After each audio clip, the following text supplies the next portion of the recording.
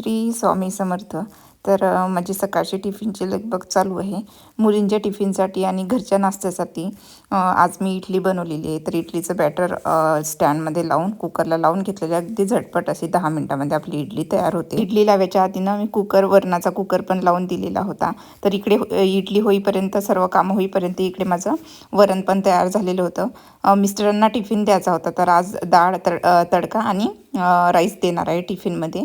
त्याचबरोबर चटणी पण बनवून घेतलेली आहे, कारण सकाळी नाश्त्यामध्ये ती इडली खाऊन जाणार आहे. आणि मुलींसाठी पण टिफिनमध्ये मी थोडी शॅलो फ्राय करणार आहे ही इडली.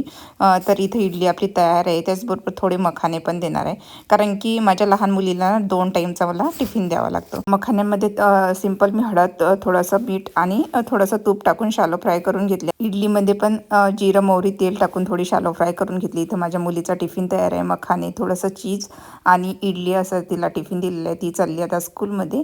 तर व्हिडिओ आवडल्यास व्हिडिओला लाईक करा, चॅनलला सबस्क्राईब करा. चला मग परत भेटूया, तोपर्यंत बाय बाय.